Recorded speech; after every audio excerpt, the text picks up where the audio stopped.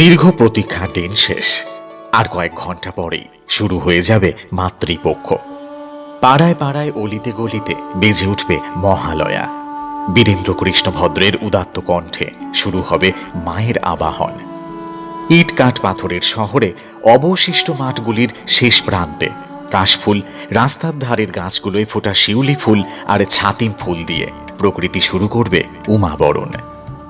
সেই আয়োজনে সামিল হয়ে আজকের এই বিশেষ দিনে অদ্ভুতুরে হরর পডকাস্টের নিবেদন পিয়ালি ঘোষের কলমে দুর্গতি হারিনি। পিয়ালি ঘোষের জন্ম 1986 সালে দক্ষিণ 24 পরগনায়। পেশায় শিক্ষিকা এবং অন্যতম ভালো লাগা সাহিত্য চর্চা। পেশার তাগিদে অল্প বিস্তর লেখালেখির সঙ্গে যুক্ত থাকলেও ফেসবুকের বিভিন্ন সাহিত্য গ্রুপের হাত ধরেই গল্প লেখার সূত্রপাত। ফিকশনের পাশাপাশি অন্যান্য রীতির গল্পেও যথেষ্ট পারদর্শী তিনি। অনেক পত্রপত্রিকা, ইবুক এবং যৌথ সংকলনে তার গল্প প্রকাশিত হয়েছে, যেগুলির মধ্যে উল্লেখযোগ্য হল ভয়ঙ্কর বিষ, ভয় ভূতান্বেষী, বাঙালির পথঘাটের খাওয়া দাওয়া ইত্যাদি। গল্পটির পর্ব পরিচালনা ও আবহ সুচন্দ্রা, গল্পের সূত্রধার আমি পূর্ণেন্দু, জমিদারের চরিত্রে আমাদের প্রিয় হররস্কোপ চ্যানেলের ইভান সরকার, অন্যান্য চরিত্রে সৃজিতা গাঙ্গুলি, সুচন্দ্রা দাস এবং সঙ্গীতে সৃজিতা গুহ, পোস্টার ডিজাইন ইন্দ্রজিৎ। শুরু হচ্ছে দুর্গতি হারিনি।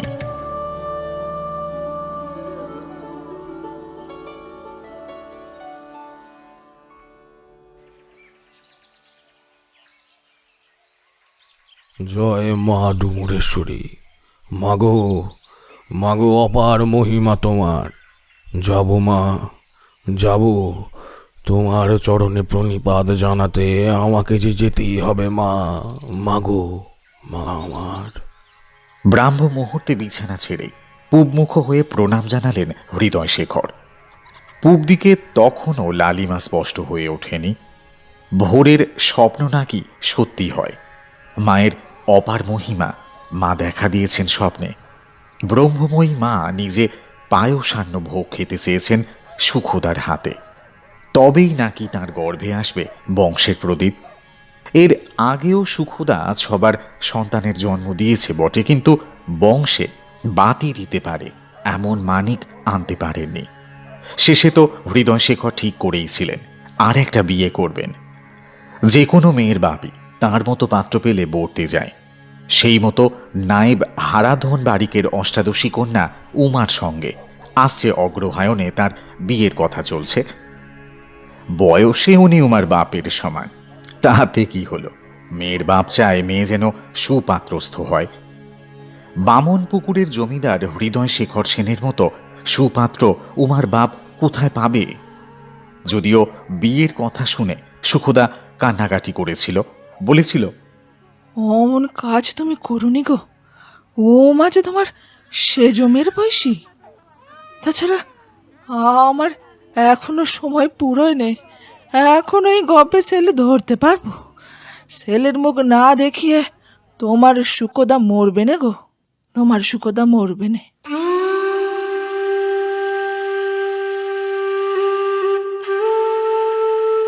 সুখদার কাতরোক্তিতে না চিড়ে ভেজেনি। বিরক্ত হয়ে হৃদয় শেখর বলে উঠেছিলেন, ধরু মাগি, তোর মুরুদ জানা আছে, সবার সময়টা কি কম? আমার সভ্য শরীরের চুল পেকে গেল, ছেলের মুখে বাপ ডাক কবে শুনবো? তোর চেয়ে বরং ওই বিদুমুখী ভালো বলতে হয় তাকে। সালি বেবুসে মেয়ে ছেলে হলে কি হয়? আমার বীজে সে গব্বে ছেলে ধারণ করেছে, আর তুই? সুখদা স্বামীর পা ধরে অনেক অনুনয় বিনয় করেছিল। হৃদয় শেখর এক লাথিতে সরিয়ে দিয়েছিল। কর্মী পুরুষকে কি মেয়ে ছেলের চোখের জল বাগে আনতে পারে? মেয়েরা তো শুধু ছিনালিপোনা করার জন্যই জন্মেছে। সুখদা তখন গিয়ে ধর্ণা দিয়েছিল মা অম্বিকার মন্দিরে। মা অম্বিকা বংশের কুলদেবী। রক্তবসনা, রক্তচক্ষু, রক্তমুখী এই একমাত্র নারীকে হৃদয় শেখর ভয় পায়।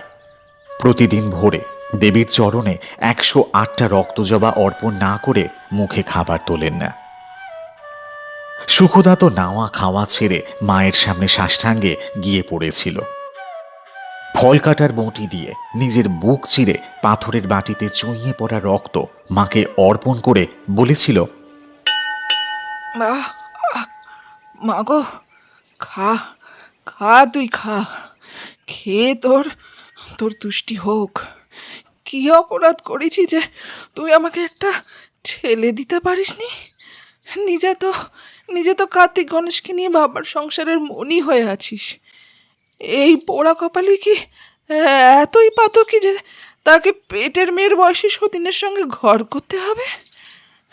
তুই পথ দেখা মা, পথ দেখা, বল কি করব বলে দে আমায়। তবে তুই যদি চাস আমার স্বামী সতীন ঘরে আনুক, তবে আমিও তোকে বলে দিচ্ছি, আমি আর এই দেহ রাখবো নি। আর আর মরার আগে তোকে বুকের রক্ত খাইয়ে খাইয়ে তোর তোর তেষ্টা মিটিয়ে তবে মরবো। পাগলের মতো মাথা করতে করতে অনায়ারে চিন্তায় মূর্ছিত হয়ে পড়েছিল সুখদা। মায়ের এমন অবস্থা মেয়েরা কখনো দেখেনি। তারা তো মন্দিরের বাইরে কেঁদে পড়ল। শুধু মেয়েরা কেন, বাড়ির ঝি চাকরানিরাও স্বামী সোহাগিনী প্রজা দরদিনী গিন্নিমাকে দেখে অভ্যস্ত, যার সিথির একটা চুল এদিক থেকে ওদিক হয় না, মাথার ঘোমটা খসে পড়ে না, কপালের সিঁদুরটি রক্তবর্ণ সূর্যের মতো চিরস্থায়ী সৌন্দর্য বর্ধন করে। কিন্তু আজ এ কি হলো? পাগলিনীর মতো জট পড়া এলো চুল, আঁচল বুক থেকে খসে পড়েছে, কপালের সিঁদুর গলে নেমে এসেছে মুখে, তাম্বুল রঞ্জিত ঠোঁট মৃতের মতো ফ্যাকাশে হয়ে আছে। এ কোন গিন্নিমা? খবর পৌঁছল হৃদয়শেখরের কানে। মাথা রাগে জ্বলে উঠল তার। কি নকরাই না জানে সুখদা। পুরুষ মানুষ একটা ছেড়ে 10টা বিয়ে করবে তা নয়, এ যেন নটির মতো রঙ্গ করছে। নাগরাই মশমশিয়ে মায়ের মন্দিরের সামনে পৌঁছে জুতো খুলে দণ্ডবৎ প্রণাম ঠুকে মন্দিরে ঢুকলেন তিনি। চুলের মুঠি ধরে পরিবারের নাটক ঘুচিয়ে দেওয়ার বাসনা ছিল, কিন্তু চমক অপেক্ষা করছিল তার জন্য। এ তিনি কাকে দেখছেন? তার সুরূপা বউ এ কার মূর্তি ধারণ করেছে? মা অম্বিকের সঙ্গে সুখদার তফাৎ কোথায়? করজোরে প্রণাম জানিয়ে ভয়ে পিছিয়ে এলেন হৃদয়শেখর। সুখদা মূর্ছিত হয়ে পড়ে রইল মায়ের সামনে। বুকের মধ্যে একরাশ অস্বস্তি নিয়ে ঘরে ফিরলেন হৃদয়শেখর। সেদিনের মতো জমিদারির কাজ মুলতবি রইল। রাতে ঘুমোতে যাওয়ার আগে পাশে সুখদাকে না পেয়ে একটু অস্বস্তি হলো ঠিকই, কিন্তু ঘুমিয়েও পড়লেন। সারা রাত স্বপ্নে তাড়া করে বেড়ালো সুখদার ভয়ঙ্কর মূর্তি, যে নিজের মাথার চুল ছেঁতে ছেঁতে বলছিল, কি গো, খুব খিদে তোমার না? মেয়ের বয়সী কচি পাঠা খাবে, বুড়ি মাগির মাংসে অরুচি হয়েছে। আতঙ্কে বারবার ঘুম ভেঙে যেতে লাগলো। তবে শেষ রাতের দিকে ঘুম এসেছিল। ঠিক তখনই স্বপ্ন দেখলেন মা অম্বিকা মৃন্ময়ী মূর্তি ছেড়ে চিন্ময়ী হয়ে উঠলেন। বললেন, ছেলে চাই তোর? হৃদয়শেখর গদগদ স্বরে বলে উঠলেন, হ্যাঁ মা, বংশরক্ষে বলে তো একটা কথা আছে। তোমার ছেলের মনের কথা তুমি ছাড়া কে বুঝবে মা আমার? মা প্রসন্ন হেসে বললেন, হবে বাছা, হবে। সুখদাই ছেলে বিয়োবে। ও মেয়ে খুব পয়া, সেই 10 বছর থেকে তোর ঘর কন্যা করেছে। তুই তো ওর পয়ে ফুলে ফেঁপে উঠলি। ও হতেই তোর বংশে পিদিম জ্বলবে। বিয়ের বাসনা ত্যাগ কর। হৃদয়শেখর প্রণাম জানিয়ে বললেন, তোমাকে 100 পাঁঠা বলি দেব মা, মাগো, তাই যেন হয় মা, তাই যেন হয়। মা স্মিত হেসে বললেন, কত রক্ত খাবো বাছা? সুখদা আমার মুখ মেরে দিয়েছে। এক বাটি পায়েস রেঁধে খাওয়ায় তো খাই। মনে রাখিস, নবদ্বীপের শাক্তরাসে আমার আরেক রূপ ডুমুরেশ্বরীর চরণে যদি সুখদার রাধা এক বাটি পায়েস রাখতে পারিস, তোর মনোবাঞ্ছা পূরণ হবেই। আমার ডুমুরেশ্বরীর রূপ সন্তান দায়িনী। তবে মায়ের পুজো দিতে যাচ্ছিস বাছা, বাহন ত্যাগ করে ধুলো পায়ে যেতে হবে তোকে। সুখদার শরীর দুর্বল, ও পালকিতেই যাক, তোর বংশে বাতি পড়বে, তোকে কিন্তু ধুলো পা করতেই হবে। স্বপ্নে মায়ের আদেশ পেয়ে বিহ্বল হয়ে উঠলেন হৃদয় শেখর।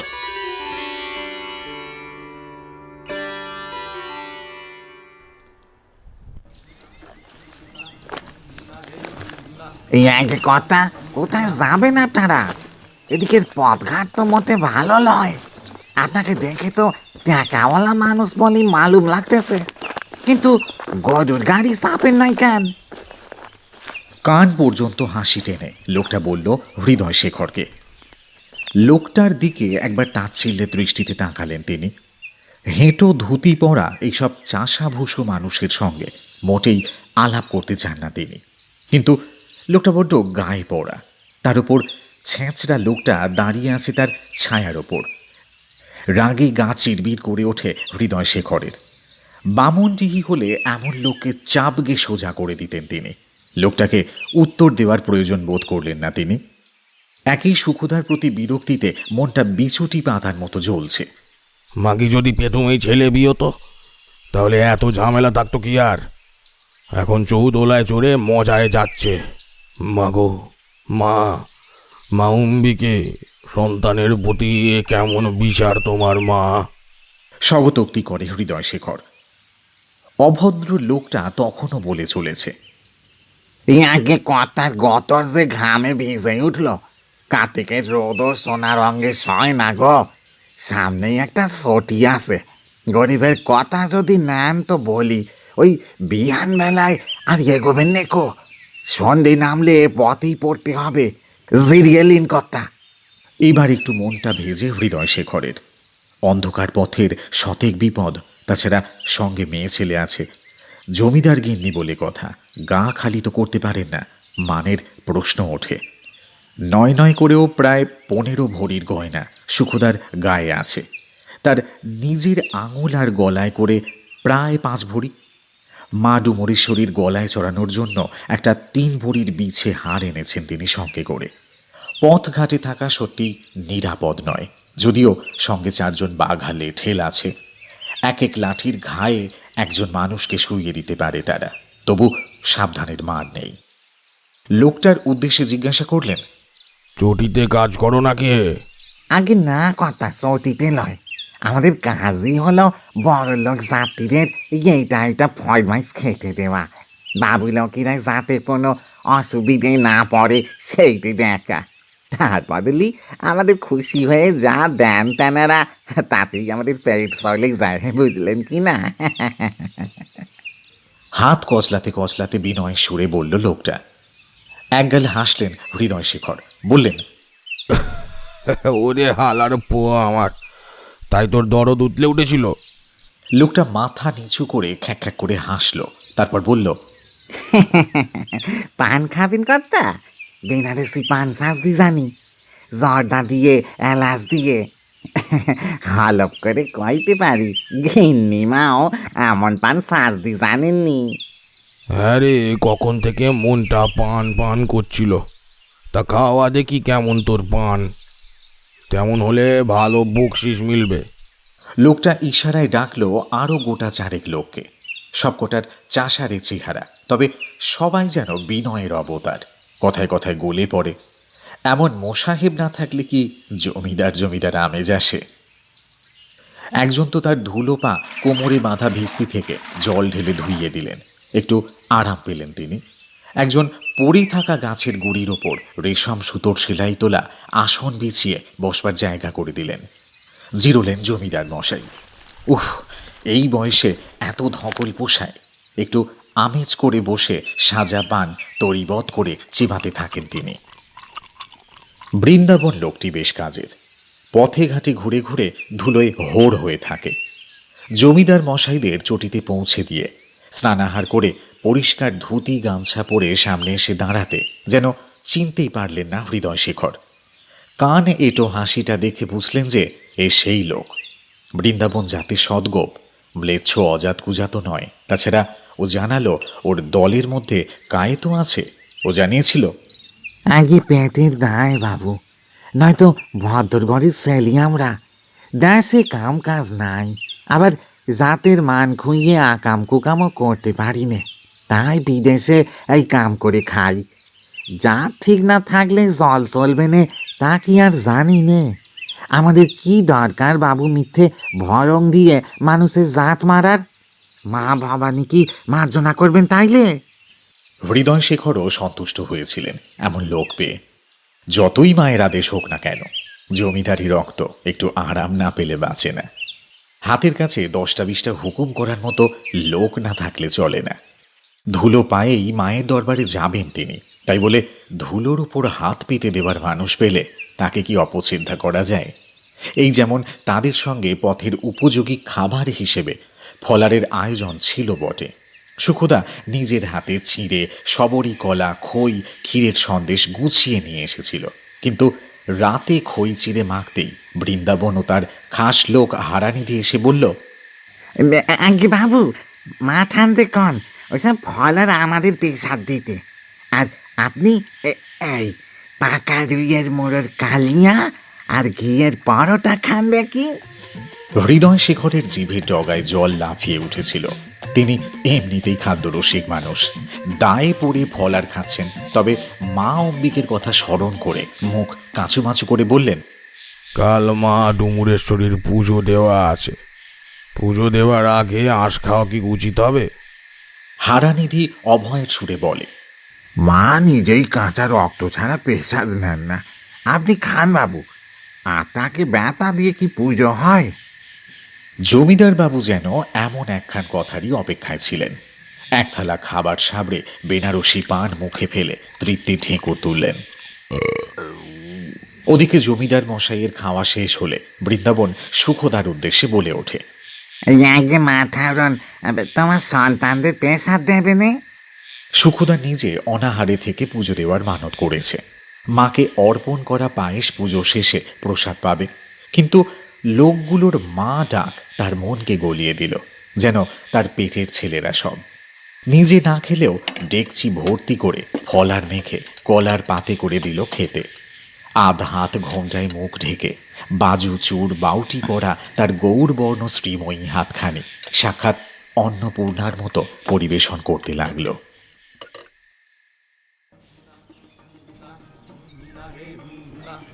कहाँ पे जाएंगे जी? आपको देखकर ही पता चलता है हो तो अब रईस खानदान की, तो फिर अब इस तरह पैदल सुनसान जंगल से जनाना को लेकर कहाँ चल पड़े?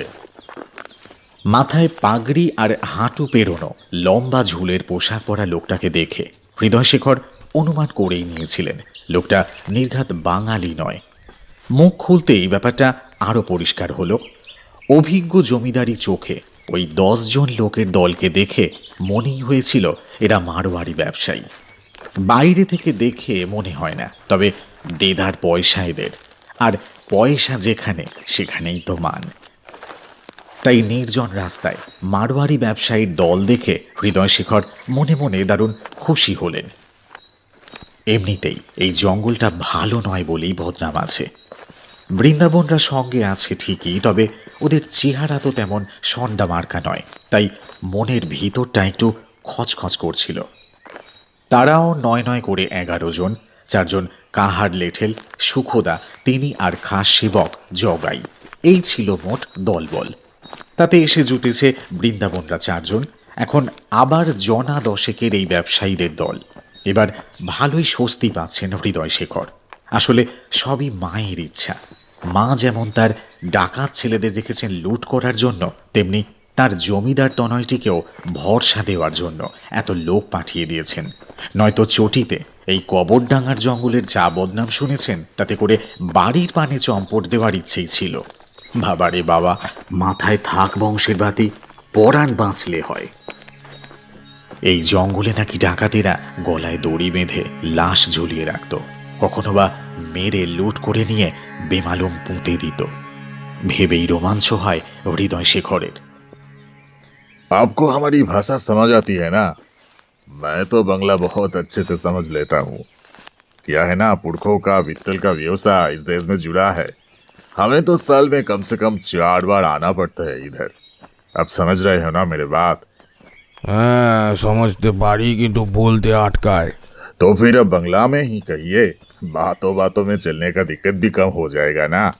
হ্যাঁ আসলে আসলে কিনা আমি যাচ্ছি নবদ্বীপের রাসে মা ডুমুরেশ্বরীর কাছে পুজো দিতে। देवी? कौन सी देवी? দেবী ভবানী, দেবী ভবানী বোঝেন? কালী, কালী মা। हाँ हाँ, इधर तो काली माँ बहुत जागरूक देवी है। হ্যাঁ আমার কুলদেবী মা, মা আমার। हम लोग भी बहुत मानते हैं इस माँ को। चलो फिर अब के संग पूजा भी कर लेंगे। এতক্ষণ জঙ্গলটা বেশ ফাঁকা ছিল। মাইল তিনেক চলার পর জঙ্গলটা বেশ ঘন হতে শুরু করেছে। সামনে কাহারেরা পালকি কাঁধে সুখদাকে নিয়ে এগিয়ে চলেছে, তাদের পিছনে ব্যবসায়ী দলের লোকেরা, আর সব থেকে পিছনে চলেছে বৃন্দাবন। মাঝে সেই মারোয়ারি ব্যবসায়ীর সঙ্গে চলেছেন হৃদয় শেখর। বৃন্দাবন খুব করিতকর্মা লোক, ব্যবসায়ী দলের সঙ্গেও বেশ মিলেমিশে গেছে। ওদের হুকুমও তামিল করছে, পান সেজে দিচ্ছে, ছোট কলকেতে করে ধূমপানের জোগাড় করে দিচ্ছে। মাঝে মাঝে সুখদার কাছে গিয়ে মা মা করেও আসছে, চোখে মুখে জলের ছিটে দিতে তাকে জল দিয়ে আসছে। বনের সিংহভাগ অতিক্রম করতে প্রায় দুপুর গড়িয়ে গেল। এর আগে ফল আর মেখে সুখদা সকলের খাওয়ার জন্য বৃন্দাবনের হাতে তুলে দিয়েছে। বৃন্দাবন সেই দিয়ে সকলকে জল খাবার খাইয়েছে। ভিনদেশীয়দের সামনে সুখদা স্বাভাবিক সংকোচ বশত নিজের হাতে পরিবেশন করেননি, কিন্তু কখনের সেই জল খাবার হাঁটার পরিশ্রমে হজম হয়ে গেছে। জমিদার মশাই হয়তো একা থাকলে এই বনে অধিক সময় নষ্ট করতেন না, কিন্তু এখন দল ভারী হওয়ায় একটু ভরসা পেলেন। মারোয়ারি ব্যবসায়ী দল রেঁধে খাবে, তারপর একটু বিশ্রাম নিয়ে আবার যাত্রা শুরু করবে। সেই হিসাবে জঙ্গলের ভিতর একটা ছোট্ট পুকুরের পাড়ে তারা থানা গাড়ল। খাবার বলতে গুড় দিয়ে জব আর চালের খুদ সেদ্ধ। দ্রুত রান্নার জন্য এই ব্যবস্থাই করা থাকে। হৃদয় শেখরকেও তারা অনুরোধ করল তাদের সঙ্গে খেয়ে দিয়ে রওনা দেওয়ার জন্য। ওই খাবার খাওয়ার বিন্দুমাত্র ইচ্ছে তার নেই, শুধু ওই অল্প লোকে বন পার হতে সাহসে কুলোচ্ছিল না বলে। ওদিকে বৃন্দাবন ও তার সাঙ্গপাঙ্গুরা ব্যবসায়ী দলের ফরমাইশ খাটতে লেগেছে, বোধহয় মোটা বকশিসের আশায়। সহজে নড়বে বলে মনে হয় না, বেশ কায়দা করে তাকে বোঝাতে লেগেছে। এই আগে একটু খেয়ে নিবেন কথা, পিত্তি পরে শরীর খারাপ হবে, মাঠানো ভাবতে লাগিছে। আমারে কইল তোর কথারে একটু আরাম করে লিখতে কই আয়, মা জননীর কথা কি ফেলা যায় কথা। নিমরাজি হয়ে একটা ঢিপির ওপর পাতা আসনে বসলেন জমিদার মশাই। বৃন্দাবন তখন কাঠকুটো জোগাড় করে ফেলেছে। মাটি খুঁড়ে বানানো হয়েছে চুলা, একটা মাটির পাত্রে খাবার রান্না করতে বসানো হয়েছে। ওদিকে পালকি নামিয়ে পুকুরে হাত মুখ ধুচ্ছে কাহার লেঠেলরা। তার সেবক জগাই সেই কখন হারানিধির সঙ্গে জঙ্গলের বাকি রাস্তাটা সাফ আছে কিনা দেখে নিতে গেছে, এখনো ফেরেনি। खुद का बर्तन साफ करो तुम लोग। হেঁকে উঠল সেই মারোয়ারি ভদ্রলোক। জনা দশেক লোক উঠে গিয়ে পুকুরের পাড়ে ঝপাঝপ কোদাল চালাতে লেগে গেল। হাঁ করে দেখতে লাগলেন হৃদয় শেখর। কি শক্তি বটে লোকগুলোর গায়ে! নিমেষে দু মানুষ গর্ত খুঁড়ে ফেলল লোকগুলো। একটু অবাকও হলেন তিনি, বোধহয় তার মনের কথা পড়ে ফেলল সেই মারোয়ারি ভদ্রলোক। বলল, इसमें चमकाने वाली कोई बात नहीं है। आपको हमारी रीति रिवाज का पता नहीं होगा शायद। हम लोग जंगल में हमारे खाने पीने का कोई निशान नहीं छोड़ते। मिट्टी के बर्तन और सारे जले हुए लकड़ी भी गाड़ दिया जाएगा। কথা বলতে বলতেই ব্যবসায়ী ভদ্রলোক চোরা চাহনিতে দেখে নিল চারপাশটা। সুখদা নিজের পালকির মধ্যেই আছে, বোধহয় উপবাসের ক্লান্তিতে তন্দ্রা গেছে। চারপাশটা এমনিতেই স্তব্ধ, শুধু চুলায় ভুটভাট করে ফুটছে খুদের জাউ। পুকুরটার অপর পারে গাছের ছায়ায় চারজন কাহারের সঙ্গে খোশ গল্পে মেতেছে বৃন্দাবন আর তার সঙ্গীরা। হৃদয় শেখর একবার এদিক ওদিক দেখলেন, না, তার খাস চাকর জগাইয়ের টিকিট দেখাও মিলছে না। বিরক্ত হয়ে মনে মনে বললেন, ধুর, কোথায় যে যায় গাড়লটা।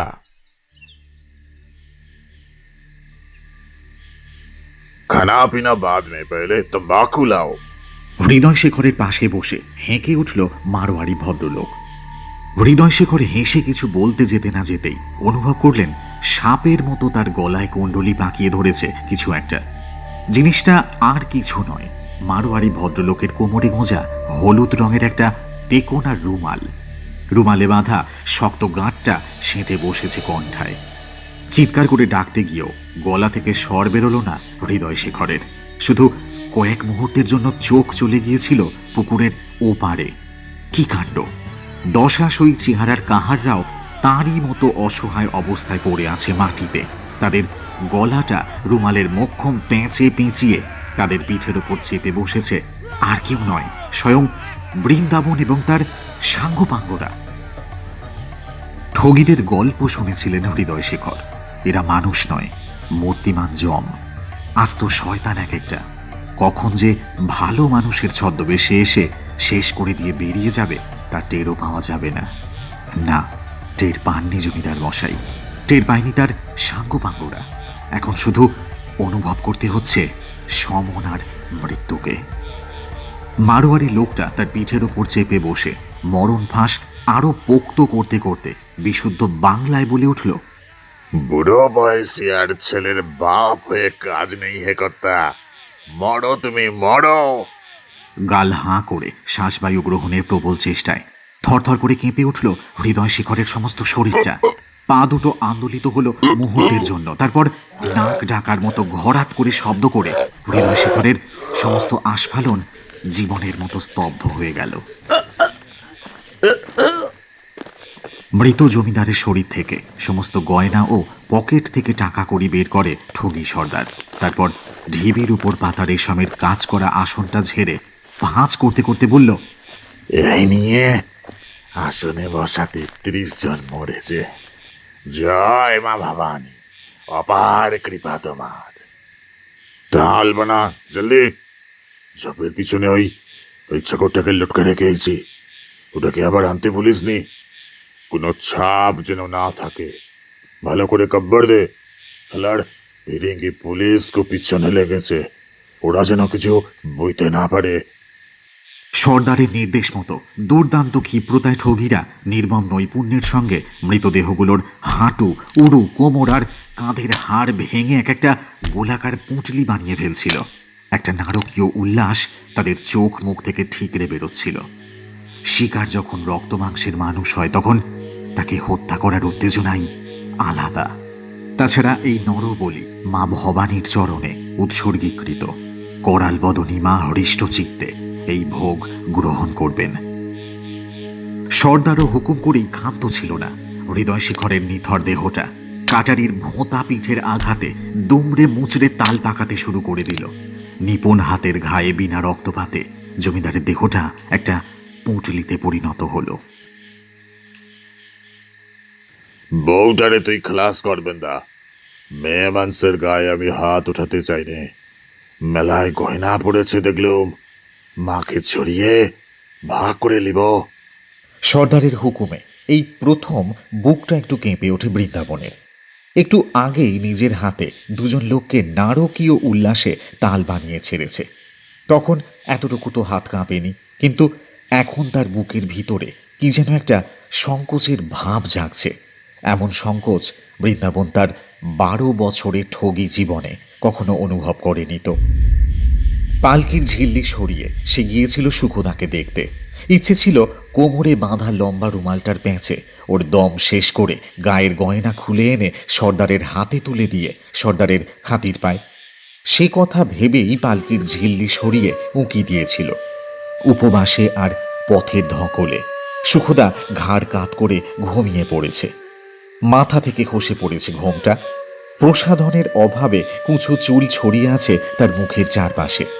ঘামে ভিজে গলে পড়েছে কপালে সিঁদুর, ছড়িয়ে পড়েছে পুরো মুখে। সুখদার বিবর্ণ চেহারায় শুধু গা ভর্তি গয়না ঝকঝক করছে, কিন্তু গয়নার দিকে তাকাতে পারে না বৃন্দাবন। তাকিয়ে থাকে সুখদার মাতৃমূর্তির দিকে। মনের ভিতরে কি যেন বলে ওঠে, এ যে স্বামী সোহাগিনী সতীমা, ভবানীর আর এক রূপ। এর গায়ে হাত পাতক হতে হবে তোকে বৃন্দাবন। বৃন্দাবন পালিয়ে এসেছিল। ততক্ষণে তাল পাকানো মানুষগুলো ঢুকে গেছে পুকুরের কবরে। মাটির হাঁড়ি, উনুনের ছাই সব। এবার শুধু ওই মেয়ে মানুষকে মেরে কবরে ফেলে মাটি চাপা দিলেই কাজ হাসিল। 1 মাস বসে খাও, কিন্তু বৃন্দাবন এত সময় লাগাচ্ছে কেন? অধৈর্য হয়ে ওঠে ঠগি সর্দার। এই আগে আগে ওঠেন মাথান, আর কত নিচ যাবেন? পালান, খুনে ডাকাতের হাতে পড়বেন নইলে। চমকে জেগে ওঠে সুখদা। গা মাথার কাপড় সামলায়। বলে কি ছেলেটা? কোথায় ডাকাত? এমন বিপদে স্বামী গেলেন কোথা? ভয়ের একটা চাপা গোঙানি বেরিয়ে আসে তার মুখ থেকে। এই আগে একদিকটা আমি দেখছি, আপনি আপনি পিছন দিয়ে পালান। আবার বলে ওঠে বৃন্দাবন। কিন্তু কোথায় পালাবে সুখদা? পদঘাট কি আদৌ চেনে সে? তাছাড়া স্বামীকে বিপদে ঠেলে কোন সধবা পালায়? তার মতো পাতকি আর কে আছে যে স্বামীর বিপদে বুক চিতিয়ে দাঁড়ায় না? সুখদা বলে, হ্যাঁ রে, জমিদার মশাই কোথায় বাপ? এই আগে তিনি আর নেই। আপনি আপনি পালান। ডুকরে কেঁদে ওঠে সুখদা। স্বামীহীনার প্রাণের কি আর মূল্য আছে? সর্দারের কানে পৌঁছয় তার কান্নার আওয়াজ। ছুটে এসে হুকুমের ভঙ্গিমায় বলে, जल्दी तमाकू लाओ। সর্দারের পায়ে আছাড় খেয়ে পড়ে বৃন্দাবন। মাফ করেন সর্দার, আর কাউকে হুকুম দেন। আমি আমি পারবো লাই, আমি পারবো লাই। ব্যবসার সময় মেলা নাটক ছাড়। মনে রাখিস, ব্যবসার বাড়া কিছু নাই। ব্যবসার সময় নিজের মা বাপ নিজের লয়, আর এ তো তোর কেউ লাগে না রে। সুখদা তখন কাঁপছে পালকির কোণে জড়সড় হয়ে।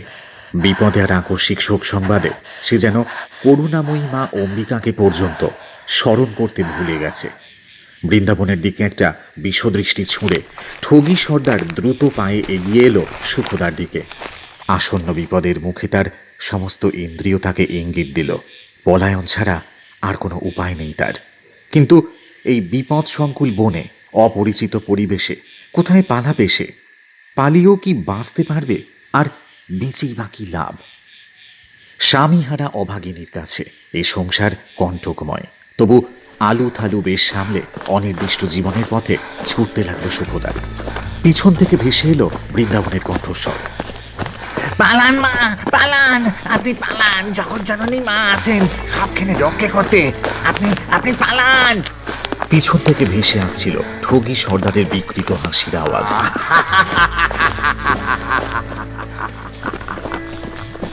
শিকারের পিছনে ধাওয়া করে তাকে মারার মজাই আলাদা। আর ঠগিরা কখনো তাদের শিকারকে ছেড়ে দেয় না। পিছনে না তাকিয়ে ঝোপঝাড় ভেঙে ছুটতে লাগলো সুখদা। বৃন্দাবনের চিৎকারই বোধ হয় এতক্ষণ যে দয়াময়ীর কথা বিস্তৃত হয়েছিল মনে পড়ল তাঁর কথা। ছুটতে ছুটতে ক্লান্ত হয়ে বুকের কাছে 2 হাত জড়ো করে জ্ঞান হারিয়ে মাটিতে লুটিয়ে পড়ল সুখদা। তার কেমন যেন মনে হলো তার অভুক্ত, অচেতন, অবসন্ন ক্লিষ্ট শরীরটাকে 2 হাতে বুকে জড়িয়ে মাটি থেকে নিজের কোলে তুলে নিলেন এক স্নেহময়ী জননী মূর্তি। তিনি এই সমস্ত চরাচরের মা। তিনি সৃষ্টি, স্থিতি আর প্রলয়ের নিয়ন্তা। তার অঙ্গুলি হেলনে অবদমিত হয় আসরিক শক্তি। সমস্ত কালো ছায়ার বিনাশ ঘটিয়ে তিনি যেন নতুন আলোয় ভরে দেন জীবনের প্রকোষ্ঠ। সেই পরমা শক্তির কোলে মাথা রেখে পরম নিশ্চিন্তে ঘুমিয়ে পড়ে সুখদা। উপুর হয়ে কাঁটা ঝোপের পাশে লুটিয়ে আছে সুখদার মৃতবৎ শরীর। অঙ্গে ঝলমল করতে থাকা অলংকারগুলোর দিকে তাকিয়ে লোভে চোখ চকচক করে ঠগি সর্দারের। হাতে ধরে থাকা রুমালটা সুখদার গলা লক্ষ্য করে ছুঁড়ে দিতে গিয়ে একটু থমকায় সে। ভাবে, অনেক দিন মা ভবানীকে মানুষের রক্ত চাখানো হয়নি। মায়ের থানে বলি দিতে হবে এই মেয়ে মানুষটাকে। দেখে তো মনে হয় নিখুঁত নিটোল শরীরের মেয়ে মানুষ। এমন মেয়ে মানুষের রক্ত হোমের আগুনে আহুতি দিলে মা ভবানীর আশিসে ধান্দায় বারবারন্ত হবে। মনটা এক পাশবিক উল্লাসে ভরে ওঠে ঠগি সর্দারের। চোখের সামনে ভেসে ওঠে মায়ের থানের যুপকাষ্ঠ আর মায়ের হাতের চকচকে খাঁড়াখানা। মনে মনেই যেন হাড়ি কাঠে সুখদার গলা রেখে একটা কোপ বসিয়ে দেয় সুখদার গলায়। ছিটকে পড়ে মাথাটা, রক্তের ফিনকি ছোটে। মায়ের করাল জিহ্বায় এসে লাগে সেই রক্তের ধারা। কল্পনায় এই দৃশ্য দেখে রোমাঞ্চিত হয় ঠগি সর্দারের সর্বাঙ্গ। ততক্ষণে এসে পড়েছে পুরো ঠগি দল। বৃন্দাবন সুখদাকে ওইভাবে পড়ে থাকতে দেখে মৃত ভেবে হাহাকার করে উঠল। এ কি দেখছি? বিশাল বড় ভুল হয়ে গেছে মা, আমার ভুল হয়ে গেছে। সুখদার অন্নপূর্ণার মতো ডান হাতটার দিকে তাকিয়ে তার চোখ ফেটে জল এলো। ঠিক তখনই ঠগি সর্দারের চোখের ইশারার পলকে বৃন্দাবনের গলার ওপর নেমে এলো সেই মোক্ষম মৃত্যুবাণ, যা দিয়ে সে এতদিন অসংখ্য মানুষের শ্বাসরোধ করে এসেছে। মুহূর্তের জন্য বৃন্দাবন অনুভব করল অসহ্য মৃত্যু যন্ত্রণা। তারপরেই সব শেষ। বৃন্দাবনের দেহটা কাটারির উল্টো পিঠ দিয়ে ভেঙে তাল পাকাতে পাকাতে চরম ঘৃণার সঙ্গে ঠগি সর্দার বলে উঠল, ঠগিদের দলে কোনো কোনো দিলওয়ালা মানুষের জায়গা নেই রে বেন্দা।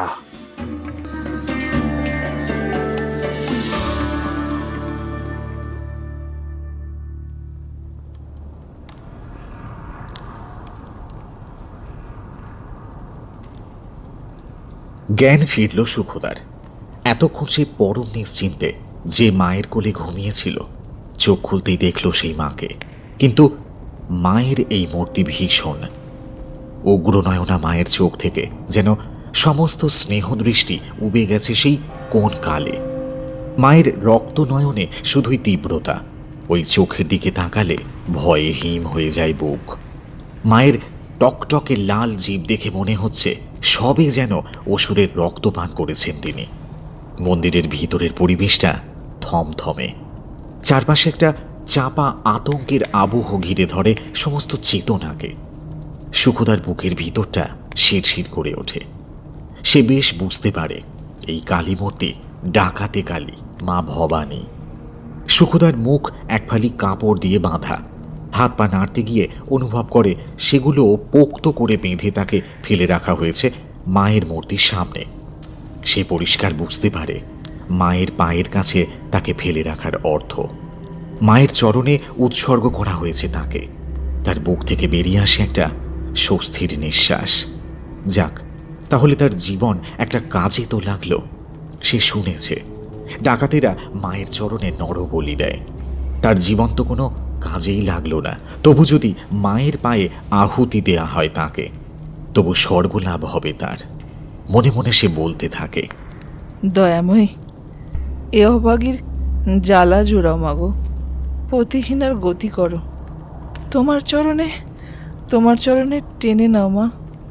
ওদিকে মন্দিরের সামনে শুরু হয়ে গেছে পুজোর আয়োজন।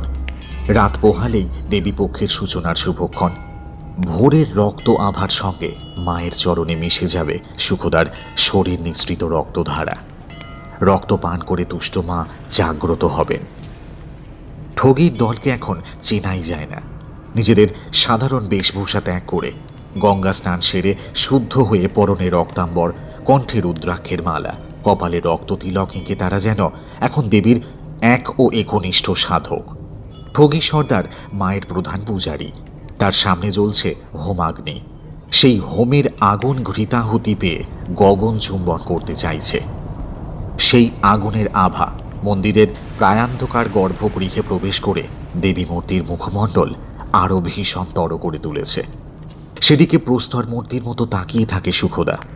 মায়ের মুখখানি ছাড়া তার চেতনা থেকে বিলুপ্ত হয়েছে এই জড় জগতের সমস্ত অনুভূতি।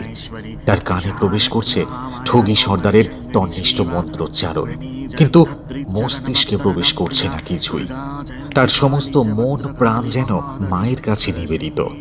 মায়ের চরণে নিজেকে উৎসর্গের আশায় যেন প্রহর কাটছে তার। ভোরের আভাস জাগছে আকাশে। জেগে উঠেছে ঘুমন্ত বনানীর পাখিরা। এখনই তো তিথি অনুসারে দেবীপক্ষের শুভ সূচনা হবে। সশব্দে মন্ত্রোচ্চারণ করে ওঠে ঠগি সর্দার। या चंडी मधुकैटभदैत्यदलनी या महिषनमलनी या धूम्रखन चण्डमुण्डमथनी या रक्तबीजाशनी शक्ति शुम्भ निशुम्भ दैत्यदलनी या सिद्धिदात्री परा स्वादेवी नवकटिमूर्ति स्वहिता मं पातु विश्वेश्वरी। আর কালক্ষেপ নয়। দেবীর হাতের ঝকঝকে খাড়া তুলে হোমাগ্নির তাপে চকচকে ফলাকে সেঁকে নিয়ে এগিয়ে যায় গর্ভগৃহের দিকে, যেখানে পায়ের তলায় পড়ে আছে তার আশ্রিতা। মন্দিরের ভিতরে ঘিয়ের প্রদীপ তখন মিটিমিটি করে জ্বলছে। ধুনোর ধোঁয়ায় সমস্তটাই অস্পষ্ট। সেই পরিবেশে কি বিভ্রম জাগল ঠগি সর্দারের। আর্তকণ্ঠে চিৎকার করে সে ছিটকে বেরিয়ে আসে মন্দিরের ভিতর থেকে। সেই চিৎকার শুনে ছুটে এসেছে দলের অন্যান্যরা। সর্দারের ভীত সন্ত্রস্ত মুখের দিকে তাকিয়ে তারা হতবাক। এমনও কি হয়?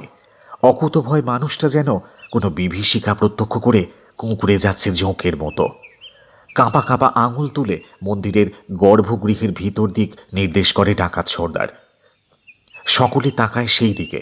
ভিতরের ধুনোর ধোঁয়া ফিকে হচ্ছে একটু একটু করে, কিন্তু দেবী মূর্তির কাঠের পাটাতনে এ কাকে দেখছে তারা? এই নগ্নিকার শরীর ঘন কৃষ্ণবর্ণ নয়, এর রক্ত জিহ্বা রক্তনয়ন নেই। এ যেন হৈমবতীর প্রশান্ত মূর্তি, যার দু চোখ থেকে ঝরে পড়ছে অপার স্নেহ। এই মুখ তাদের অপরিচিত নয়। এই মুখ সেই রমণের, যাকে তারা বেঁধে এনেছিল মায়ের চরণে বলি দেওয়ার জন্য।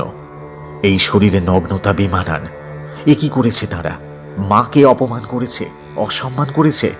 তাই কি মা ক্ষোভে কালীর রূপ ত্যাগ করে নগ্নিকা পার্বতী রূপী হয়েছেন? হবেই তো তার অসম্মান। এই কুপুত্রের হাত যে তার শরীর ছুঁয়েছে। হাহাকার করে ওঠে ডাকাত সর্দার। ধুলোয় শুয়ে প্রণিপাত জানায় মাকে। ক্ষমা দাও মা গো, এই হাত আর কখনো কোনো মায়ের শরীর ছবে নে। মা গো, এই রূপ ছাড়ো তুমি। তোমার কুসন্তানকে ক্ষমা দাও মা। আমি যে তোমার এই রূপ সহ্য করতে পারছি নি। আচ্ছা, আমার কথা শুনতে পাও না তুমি? তবে তবে আজ এই হাত আমি। বিড়বিড় করতে করতে হোমাগ্নির দিকে এগোয় ঠগি সর্দার। জ্বলন্ত হোমকুণ্ডের মধ্যে হাত দুটো পুড়ে দেবার আগে কাঁধে এসে পড়া একটা হাতের স্পর্শে বিদ্যুৎ পৃষ্ঠের মতো চমকে উঠে ঘুরে তাকায়। পিছনে প্রকাশিত ভোরের উন্মুক্ত আকাশের লালিমা মেঘে তার সামনে দাঁড়িয়ে আছে এ কোন দেবী মূর্তি,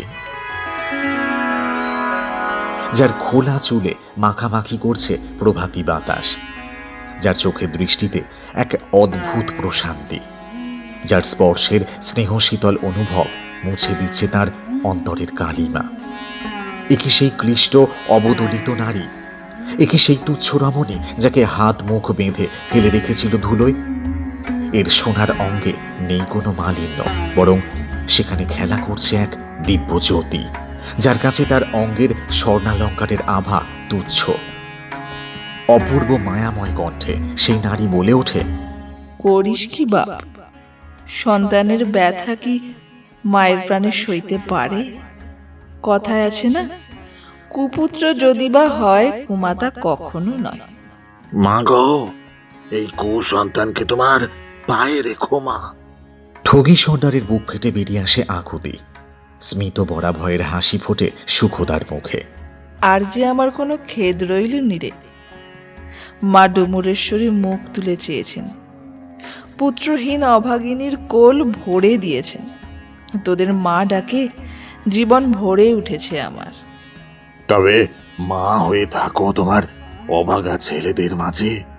তোমাতে আর ভবানীতে যে কোনো ভেদ রইল না মাগো।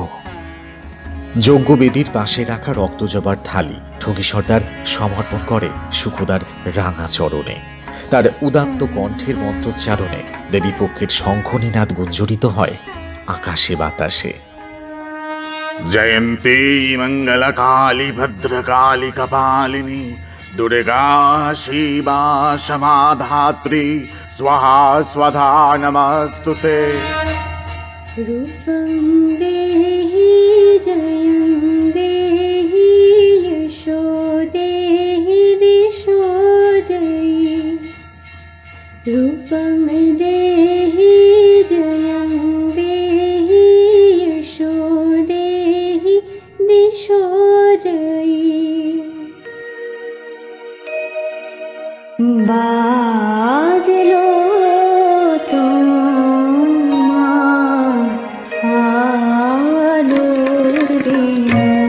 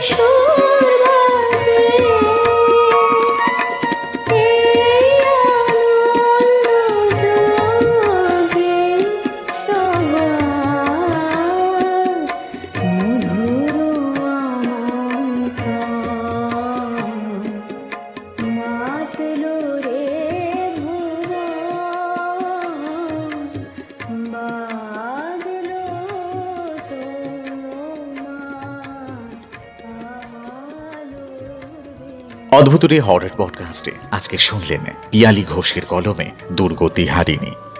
কমেন্ট করে জানান কেমন লাগলো। নৃশংস খুনে ডাকাত ঠগীরা তাদের কাজের সুবিধার জন্য বেশ কিছু সাংকেতিক ভাষা ব্যবহার করত। লেখিকা তার গল্পেও সেই ভাষা ব্যবহার করেছেন, যেমন বাসন মাজা, যার অর্থ কবর দেওয়ার জন্য কবর খুঁড়ে রাখা। তামাক আনো বা হুক্কা লাগাও, এর অর্থ খুনের হুকুম দেওয়া। ঠগীরা খুন করে প্রমাণ রাখত না, তার জন্য তারা মৃতদেহ কবর দিত। রক্তারক্তিহীন খুনের জন্য তারা একটা অদ্ভুত কৌশল ব্যবহার করত। একটা হলুদ কাপড়ের টুকরো দিয়ে গলা পেঁচিয়ে খুন করত। খুন নিখুঁত করার জন্য তারা ওই কাপড়ে তামার বা লোহা বেঁধে একটা গাঁট তৈরি করে রাখত। গল্পটির পর্ব পরিচালনা ও আবহ সুচন্দ্রা, গল্পের সূত্রধার ঠগী এবং বৃন্দাবনের চরিত্রে আমি পূর্ণেন্দু, জমিদার হৃদয় শেখরের চরিত্রে হররস্কোপ চ্যানেলের ইভান সরকার, সুখদার চরিত্রে সুচন্দ্রা এবং মা অম্বিকার চরিত্রে সৃজিতা গাঙ্গুলি, সঙ্গীতে সৃজিতা গুহ, পোস্টার ডিজাইন ইন্দ্রজিৎ, শব্দগ্রহণ স্টুডিও ব্ল্যাক বক্স এবং স্টুডিও হররস্কোপ। ভিডিওর ডেসক্রিপশনে রইল হররস্কোপ চ্যানেলের লিংক। একবার পৌঁছে গেলে আর চোখ ফেরাতে থোড়ি কান সরাতে পারবেন না। আমরা আবার আসব আরেকটি গল্পের আসর সাজিয়ে। শারদিয়ার আগাম অভিনন্দন রইল। সবার পুজো ভালো কাটুক, আনন্দে কাটুক। ভালো থাকুন, সুস্থ থাকুন, আর অবশ্যই শুনতে থাকুন অদ্ভুতরে হরর পডকাস্ট।